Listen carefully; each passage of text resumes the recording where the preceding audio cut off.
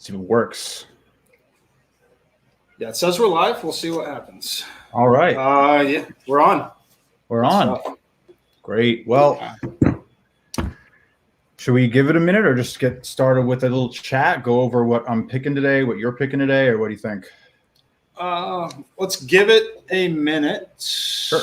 Yeah, let's give it a minute here. Whew, good thing I had the AirPods in. I'm hearing all the everything that we're talking about back because I had all the Twitch and YouTube windows up. But let me send out a tweet, get some people in here, and then we will get rolling. I probably need to pull up the Twitch chat because that's where everyone's going to be asking. Yeah, I'm pulling it up too.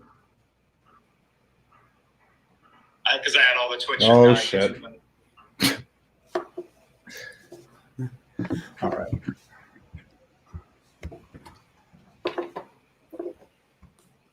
All right. Time to fire off a tweet, and then we're good to go. Yeah, let's do it. Trying to get another big day here. No way we go 8-0 again, but we're going to try. Always going to try. That was maybe my worst day I've had in a really long time. But the good news. The good news is the picks that we agreed on, we hit. Yeah, exactly. So I'm thinking today we definitely like UCLA, and then you're also on Colorado too, right? Definitely on Colorado. Colorado is one of my favorite plays of the day. I had to go back and look. I talked about it on the Sportsline Early Edge today. I had to go back and look and see my ratings and stuff on them. They're legitimately a top 15 team in terms of offensive, defensive efficiency. Yeah. And if Jabari Walker's going to play the way he did, you watched him, if you watched the last two games for Colorado, you kind of saw a little bit of a tipping point with him in particular. He is a freshman, very young player. Obviously, his dad was an NBA player. But he really hit a tipping point where you could just see it in his body language. You could see it in the way he was carrying himself. He has all of the confidence in the world right now, and I think that's going to translate to another big game for him in this spot. Yeah, I mean, there's definitely a lot of people on the other side with Florida State. They were, I think, one of the more favored teams to give Michigan a little bit of trouble to try to come out of the region. But I think just based on how good the entire Pac-12 has looked too, I mean, these guys, if you go back and look at the season that all these teams had, they were just slugging it out with one another. Every game, you have Colorado beat USC, USC beat Colorado. You had UCLA fight with Colorado, and all these teams are coming in and just showing that they're all at a level no one expected, which is kind of crazy. They haven't missed once. I'm thinking they do it again. Yeah, no, I completely agree with you. And I think there's a couple really underrated aspects of this college basketball season that frankly aren't talked about enough. One, obviously, it was talked about initially, and that's the lack of fans and everything essentially playing like a neutral site. But we haven't talked about the lack of a non-conference schedule, right? So we've been living in these little echo chambers of especially the Big Ten, right? We've all talked about how great the Big Ten is as we watch them, they beat up on each other, they have good ratings. A lot of it is likely the style of play in the conference. We have been living in these echo chambers where we didn't get that non-conference this year. And we're seeing a lot of that here. It takes a while for a team to adjust to a new style of play when they've only seen their league the entire year. I mean, we really only got that look at some non-conference play in November and December. And it's hard as any type of handicapper or any type of bettor to go back and look at something from 4 months ago and try to line that up. I know even right now people are trying to take a look at Oral Roberts' next game, and I believe that they actually already played Arkansas, and it was an 11-point win. And you sit there and you wonder, well, why is the line opening at +11 for Oral Roberts? Well, that's why.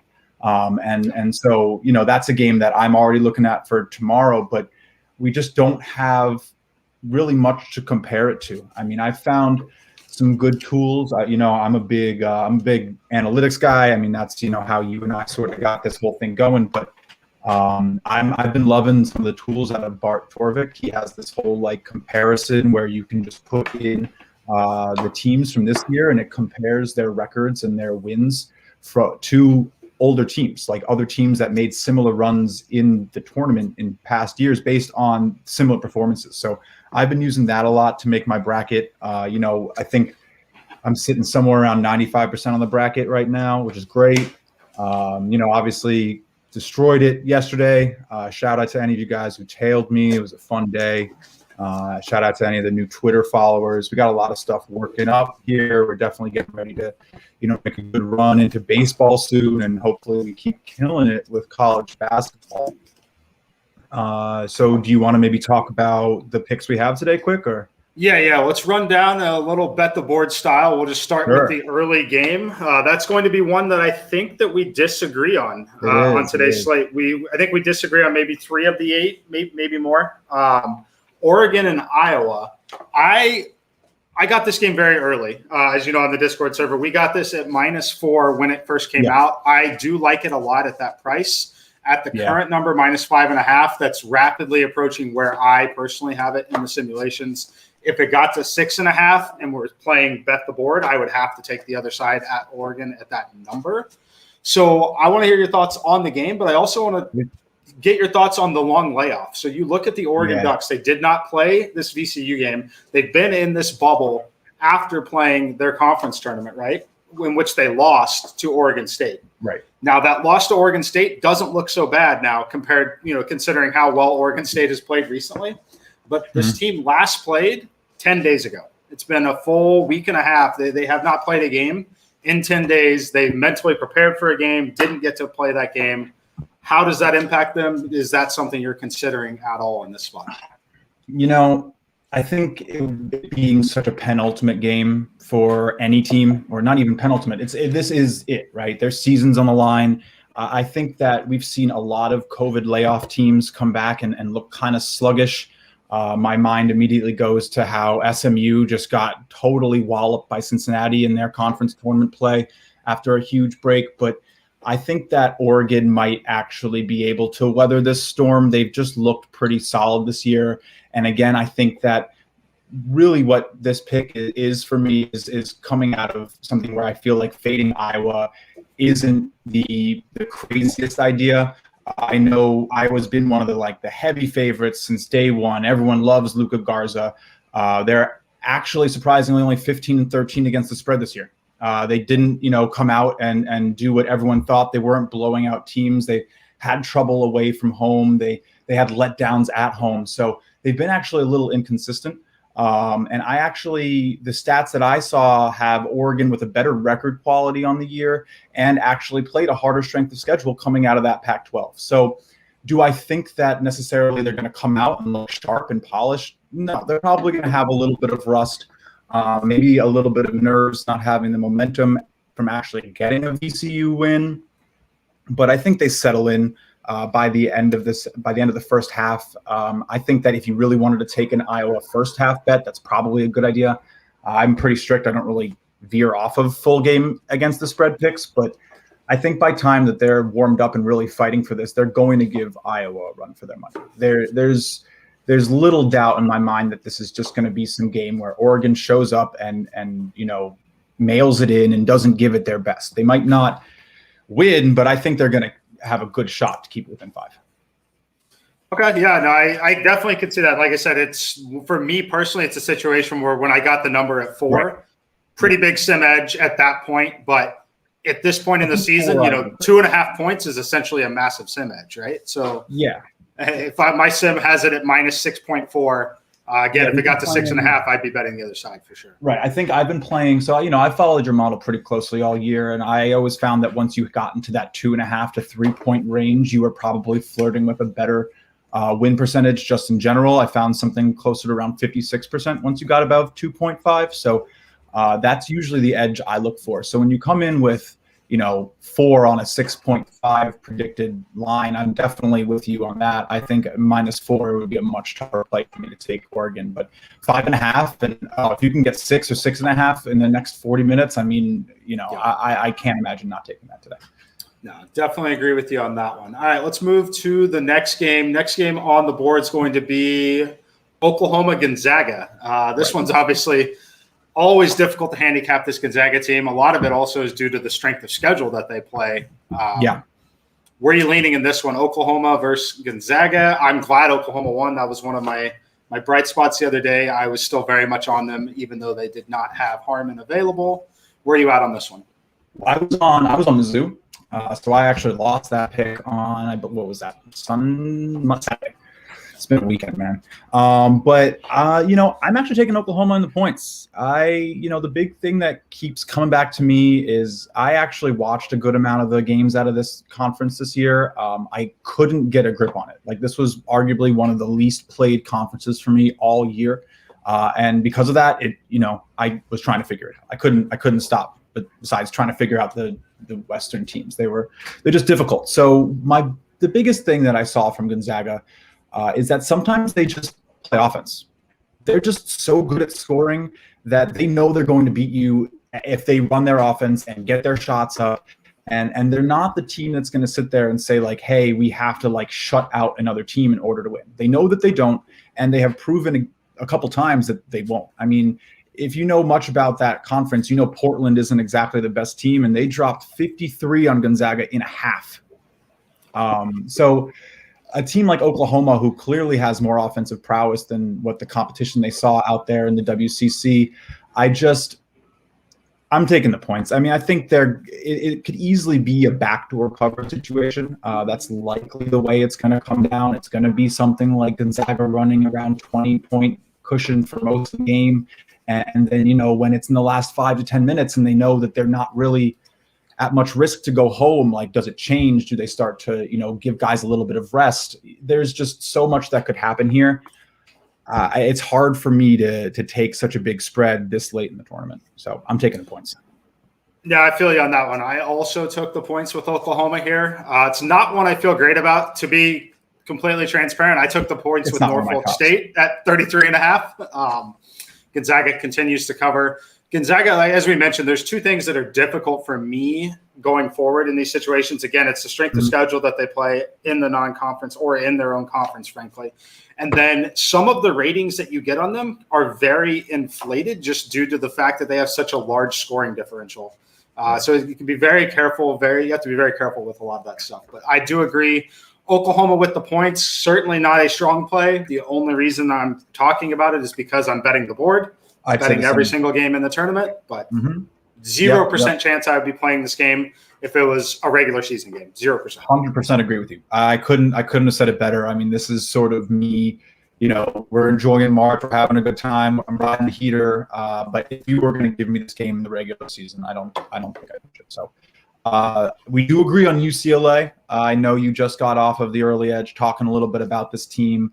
My personal take is that, you have a team like Abilene Christian who comes in, they know that Texas is sitting there in their game for this matchup, and they wanted it. That was huge. This is an in-state game.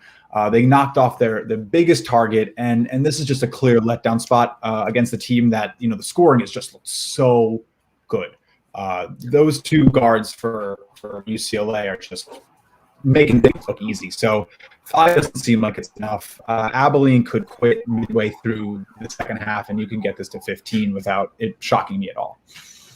Yeah. No, I don't. I think this is probably my favorite play of the day. Got it at -4.5. I was a little stunned that this thing didn't open at -6, to be completely honest with you. Little nervous in that spot, but I love the way UCLA is playing. You look at some of their performances recently too, and Tiger Campbell, he hasn't been anything offensively yet. He's not going to shoot 3 for 15 every game in this tournament. No. It's just not going to happen. This is a great spot for them. I don't think they're looking ahead. I think they're going to take care of business here. Again, just absolutely stunned this line isn't at least -6. I think it's the strongest play of the day. They have a big chip on their shoulder too. They are upset that they had to play Michigan State. They do not like that. I think that they have every intention of making this second weekend without much trouble. Yeah, I know we also agree on Oregon. Oh, sorry, not Oregon, Ohio. This seems to be a pretty solid consensus amongst experts and sharps, which gets me a little worried. But man, that Preston kid, he is something to watch. I mean, if you don't follow every single game and you just want to watch like a fun basketball player, someone who's going to make the game exciting and hit crazy shots, and he's the guy. I mean, this kid is something else, and he's playing fully with house money. There's no expectations. There's nothing that's on them. They weren't even expected to get this far. They beat the defending champions. And I think that they have a really nice shot at Creighton. I mean, Creighton did not look good. They scraped out of that last game. So, I'm riding the momentum there. I really like Ohio. I actually have this one in my bracket. So I'm pulling big time for Ohio. I think they got this. I think 5.5 is a little too much. Yep. I got to correct you on that one. We are on the other side of this one. I do have Creighton. Oh, you are? Oh, man. Yeah, it might have been Larry then. It might have been Larry. Yeah, the maestro, Larry Hartstein. Mm-hmm. I know most of you guys viewing this know who Larry is from the Sportsline Early Edge. Absolutely. I mean, he's the maestro for a reason. This is the kind of game and the kind of games that he loves to attack. For me personally, for better or worse, I live by the simulation, die by the simulation. And in the simulations, I do have an edge on Creighton. Again, it is not a full play. It is a bet the board play. But it is an edge nonetheless, and it is one that I am playing. Does not feel great. I think favorites have been absolutely destroyed so far in the NCAA tournament. I think that at some point the better team starts to win here. We will see. I agree. I think someone said 28-18 against the spread for the favorites so far. I mean, that would indicate that we would expect 5-3 today. I think it does even out a little bit, if not maybe start to tilt towards the favorites as we get sort of rid of the teams that are going to struggle in these pressure situations. Favorites like Baylor and Nova had no trouble yesterday. None. Teams like that with the experience, with the guard play, with the coaching, those are the big things in March for me. And then defense. So experience, guard play, coaching, defense. Those are the big 4 things that I try to take into account when I look at March Madness plays. So that'll be a good one. What next is Michigan? This one. Whew. This one is kind of tough for me. I picked Michigan in my bet the board, but it is very efficient. And a lot of that, the reason why it's so efficient in the simulations for me is not having livers for Michigan. That's a big deal for me in the simulation. But love to hear your thoughts on it. LSU. What's that? Are you on Michigan or LSU? I thought. I'm on Michigan. Cool. Yeah, me too. I think Michigan is just going to end up being a little too strong. I mean, a lot of people are a little worried about livers sitting out, but this team, defensively is just really good. They're the number 3 team in field goal percentage against this year. And, we talk about it a lot in our Discord chats, whatever it is. One player doesn't drastically move lines the way you might think. And defense is a team game. One guy isn't playing defense for your whole squad. So it just doesn't feel like to me that a team coming out of the SEC like LSU has really run into a powerhouse like Michigan yet. And I was actually a little surprised to see it at 5. I thought this might come closer to around that magic number of 7 where they would expect Michigan to win by more than 2 buckets. But they're keeping it within 2. So I'm definitely on board to bet Michigan to win by 3 scores. Yeah, no, I think that what you're seeing there too is really a result of the Big Ten's early struggles. Illinois coming out as that number 1 seed, and they're failing to cover against, and obviously failing to win against Loyola Chicago. Very different situation there overall. But this LSU team, there's really contrasting styles here. Michigan is going to slow this game down. They're going to play with control. They're going to play a half-court game. They're the better team offensively and defensively. And this LSU team, I have to look at some of the numbers. They might be the worst defensive team left in the tournament. Yeah. They might be the worst defensive team left in the tournament. Certainly the worst defensive team left in the tournament in terms of teams that have legitimate name value from a power conference. I believe I have them rating 119th in defensive efficiency.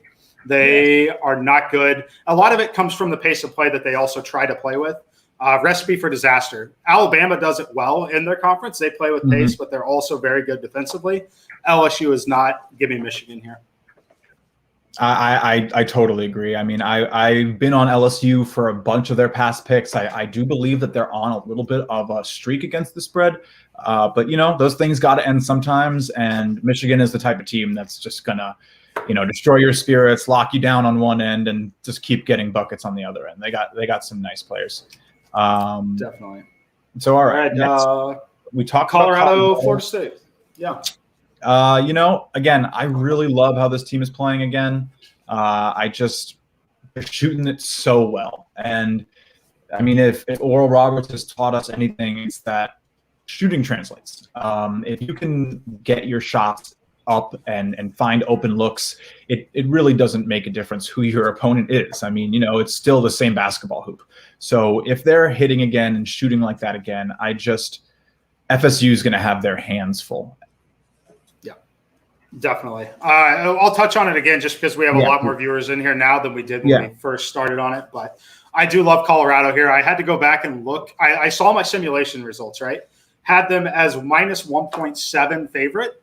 And I wanted to go check the line. Obviously, I was expecting it to at least be a pick. I'm getting 1.5 here. It is approaching one of those larger simulation edges for me, especially this late in the tournament, this late in the season.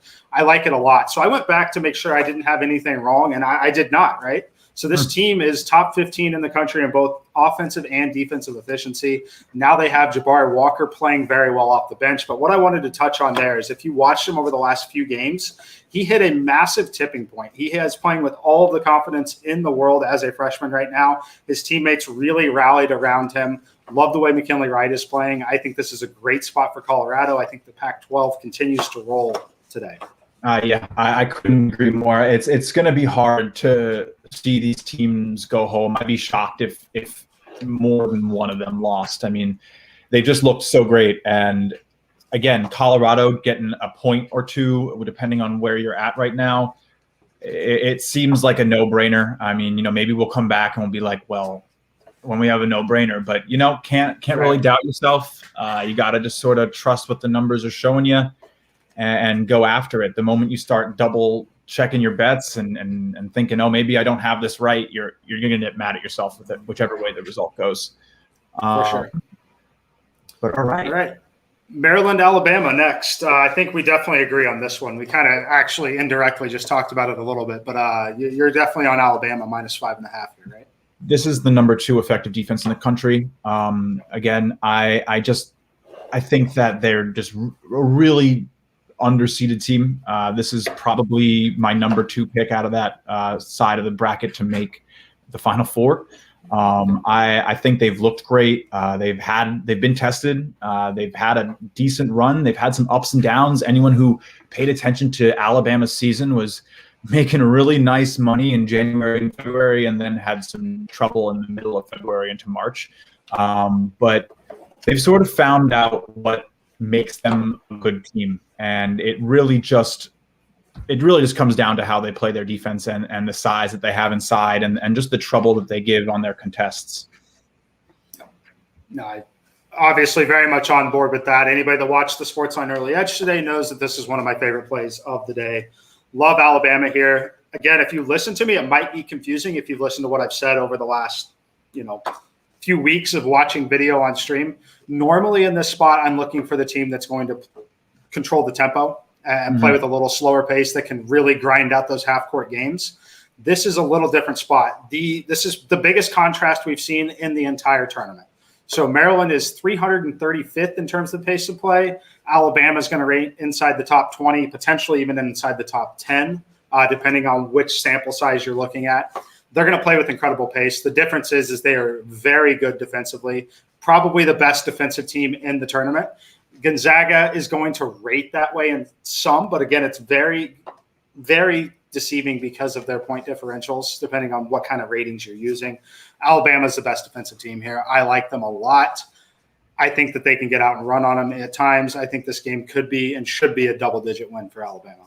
Yeah, I mean, there's definitely some analytics that are saying that, the Maryland defense has some ability to contest. And I know you did speak on it briefly on the early edge, but I mean, the difference is just that, Alabama is just so much different. I mean, you're talking about a team that with Maryland, they don't have that forcing of turnovers that really brings a defense from that upper tier into that elite tier. They actually rank in the bottom 250 this year in forcing turnovers. So when you combine that with just how good Alabama is at everything else in their game, I just don't see them getting the easy opportunities that they would need in order to keep this close. So yeah, let's go with Alabama. Yeah, definitely. And I just wanted to pull back up that box score from when they played UConn, Maryland. That was UConn rebounded them 40-29. If they're losing the rebound battle by double digits to UConn, they should be in trouble against Alabama, no doubt. Yeah, it's not going to be too pretty if it goes that way for sure. Yep. All right. Last game. USC, Kansas. I know we are going to disagree on this one. I personally am going to be on Kansas plus 1.5. I think it's relatively efficient in the market overall, but I can't really overstate the value of them getting Jalen Wilson back, Kansas here. Yeah. I think Jalen has the ability to get to the basket. I think that's going to be critical here. I think it's a fragile spot for USC for a couple reasons. But the main reason that I think it's a fragile spot is we have seen wild differences in terms of officiating and the way some of these games have been called. Bill Self, he may not be what he once was in certain situations. I think he's going to have this team attack the basket, attack Evan Mobley as much as he possibly can. If there's any sort of foul trouble at all for Mobley, I think Kansas can really grind this game out and pull away here. That's where I'm at personally. I'm leaning Kansas in the spot. I get that USC has Mobley. I get that the Pac-12 has been good. I'm on Kansas. You're on USC. Let's hear a little bit about why you like USC. So, I think this game is actually going to come down to when you make a great point. If Mobley is going to get in foul trouble, my pick's in trouble. That's just, period. We need him. USC needs him. He's an incredible force down low. But if that doesn't get in the way of USC, I think this is going to be determined on the side where USC has the ball. I do see the USC defense to have a pretty solid advantage on their side of the court, but what's going to be very interesting to see is how the Kansas defense plays. If they can contain this offense, if they can keep them off the offensive glass, that's what I think it comes down to. You're talking about a USC team that is 13th in the country in offensive rebound rate, and this Kansas defense is middle of the pack in allowing it. So they really are going to have to lock up the interior rebounding on the offensive side.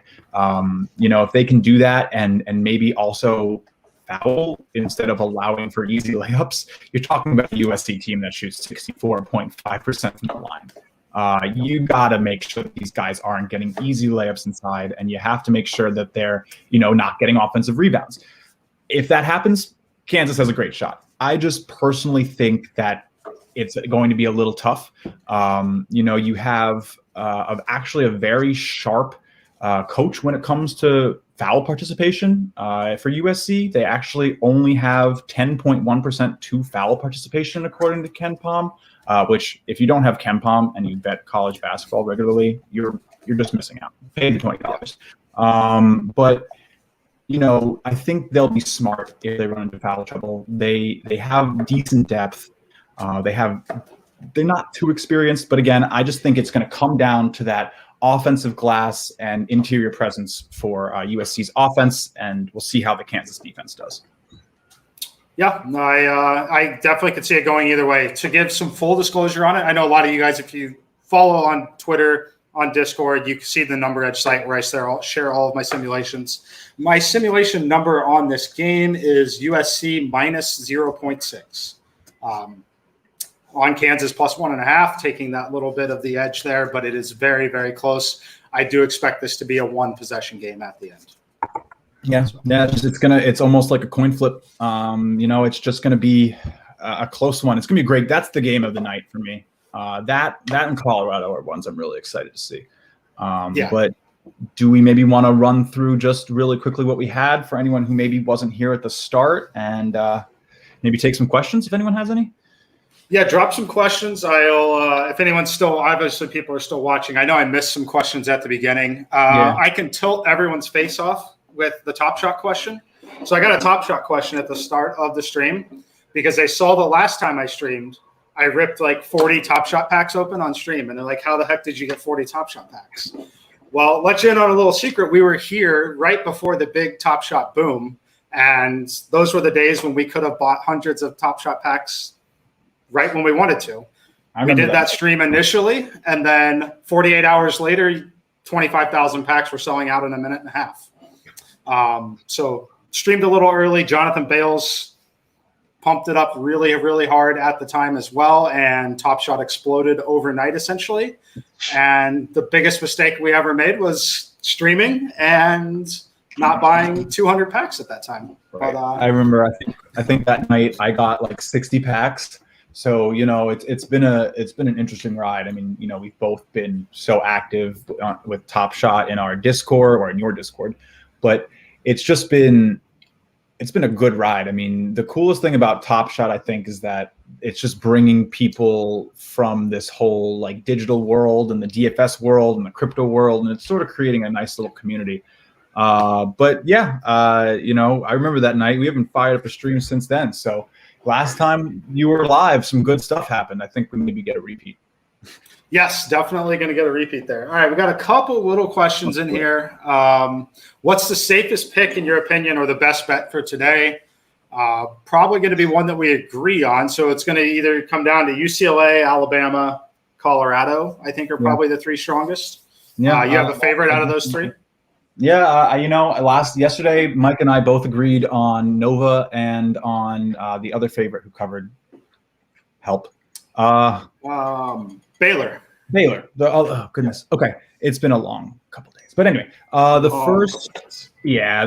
think that we have a good sense when these powerful teams are going to get a little bit of too small of competition. So I definitely like when we agree on these small lines or on a larger favorite based on how our agreement has been going. A lot of people always the question on Twitter is like, which one's the lock? Which one's the best? Like, how would you do this? And so if I wasn't betting the board and I wasn't, taking a swing at all 8 plays again, I think my top 3 would definitely be Colorado, UCLA, and then I'd probably go with Alabama, but I believe originally I really liked Oklahoma when I saw it. I ran to that line. So, a couple of these underdogs are going to do it.